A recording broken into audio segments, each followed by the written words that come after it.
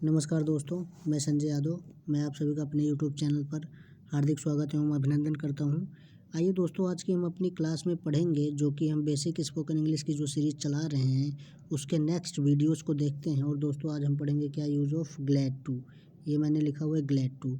Glad to की हिंदी क्या होती है दोस्तों? खुशी हुई या खुश हूँ। जब आप कोई भी काम करके खुश होते हो, वो कोई भी हो, जब अपना कुछ काम करके वो खुश होता है, वो अपनी खुशी किसी दूसरे व्यक्ति के सामने जाहिर करता है या उसको व्यक्त करना चाहता है। अपनी खुशी को जब आप किसी दूसरे के सामने दिखाना चाहते हो कि आप कोई भी काम करके खुश हो, और उस चीज़ को यदि आपको इंग्लिश में बोलना है तो आप वहाँ पे ग्लैड टू का यूज़ करते हो। किसका यूज़ करते हो दोस्तों? ग्लैड टू का। तो आइए देखते हैं हम ग्लैड टू का यूज़। जैसे कि सेंटेंस के अंत में यदि आपको दिख जाए, ग्लैड टू की हिंदी क्या होती है? खुशी हुई या खुश हूँ। खुशी हुई या खुश हूँ, एक ही बात है दोस्तों। तो एग्जाम्पल्स है, मैं आपसे मिलकर खुश हूँ। तो मैंने आपको सेंटेंस बनाने की ट्रिक क्या बताई हुई है दोस्तों, कि सबसे पहले लिखा हुआ है मैं की अंग्रेजी आई। अब ये प्रेजेंट का टेंस है कि मतलब मैं आपसे मिलकर खुश हूँ। ये मैं किसी को बता रहा हूँ कि मैं आपसे मिलकर खुश हूँ। तो प्रेजेंट के नाते ये प्रेजेंट टेंस है, तो प्रेजेंट में आई के साथ एम का यूज़ होता है दोस्तों। उसके बाद खुशी हुई, खुशी की अंग्रेजी क्या? Glad to. ग्लैड टू क्या हुआ? ये ग्लैड टू जो हमने देखा था अभी, ग्लैड टू का ही यूज़ हम पढ़ रहे हैं। तो खुश हूँ की अंग्रेजी ग्लैड टू। उसके बाद मिलकर तो मीट, फिर उसके बाद किससे? आपसे, तो आप।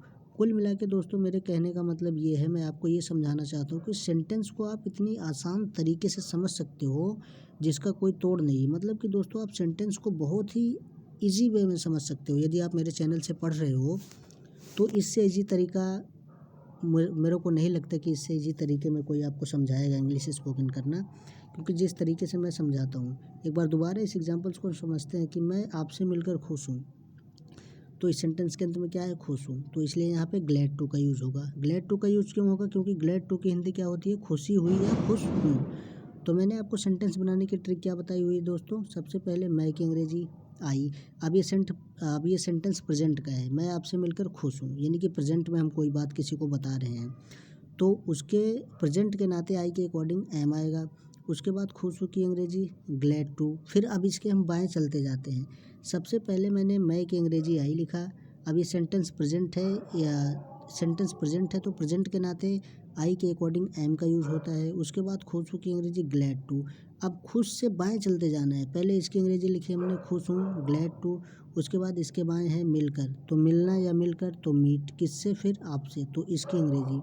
तो इस तरीके से सेंटेंस का क्रम होता है बनाने का दोस्तों। चलिए हम अपने नेक्स्ट एग्जांपल को देखते हैं। अगला एग्जांपल्स क्या है दोस्तों? अगला एग्जांपल्स ये है कि मुझे आपसे बात करके खुशी हुई। मुझे आपसे बात करके खुशी हुई। तो मुझे या मैं एक ही बात है। इसकी अंग्रेजी सबसे पहले आई लिखो, उसके बाद सबसे लास्ट में आ जाओ, मुझे आपसे बात करके खुशी हुई। यानी कि आप प्रेजेंट में किसी को बता रहे हो। दोस्तों, आप सेंटेंस के सेंस को समझो। इंग्लिश को रटने से नहीं आता है दोस्तों। इंग्लिश को आप जितना ज़्यादा समझोगे उसके सेंस को पकड़ना बहुत बड़ी बात होती है। दोस्तों, स्ट्रक्चर तो लिख के कई लोग रख लेते हैं, बट जब बोलने की बारी आती है तो उनके अंदर बहुत ही ज़्यादा हेजिटेशन होता है। वो हेजिटेशन इसीलिए होता है क्योंकि वो लोग सेंस को नहीं समझते। और मैं यहाँ पर आपको उसके मीनिंग के साथ साथ सेंस को समझा रहा हूँ, जो कि इंग्लिश में बहुत ही इंपॉर्टेंट है। आप कोई भी अगर सेंटेंस के सेंस को समझते हो तो आप इंग्लिश को बहुत आसानी से बोल सकते हो। तो चलिए सेंटेंस को देखते हैं। मुझे आपसे बात करके खुशी हुई। तो मुझे की अंग्रेजी आई।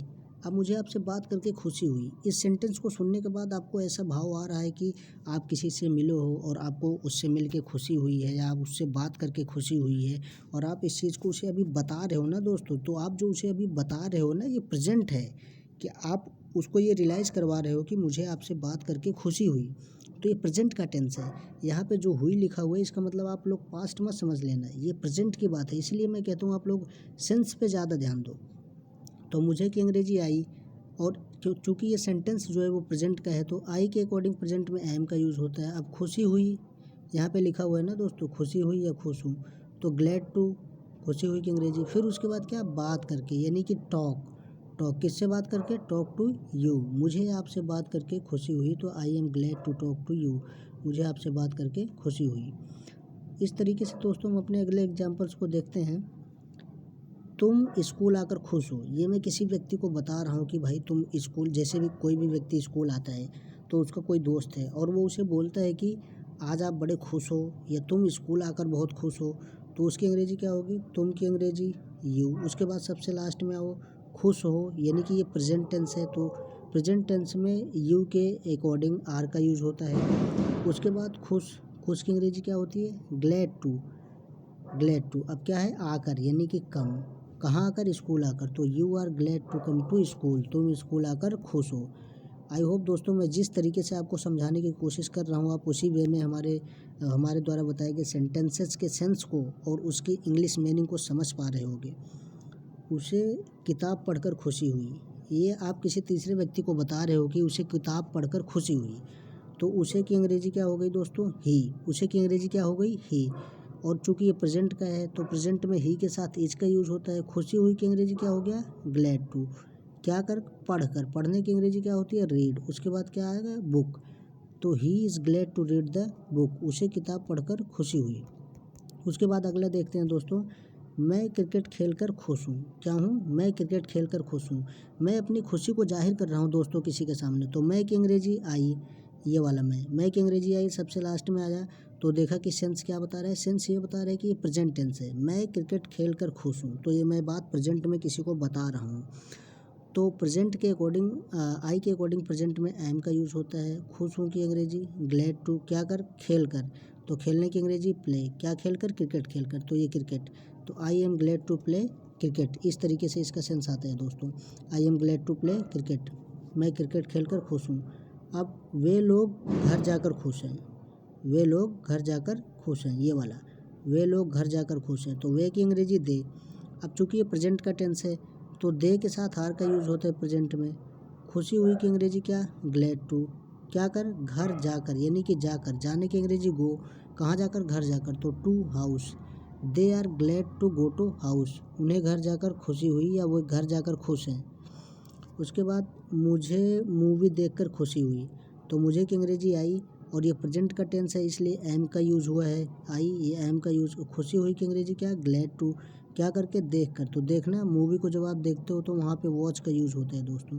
क्या कर कर? मूवी। तो I am glad to watch the movie, तो मैं मूवी देख कर खुश हूँ।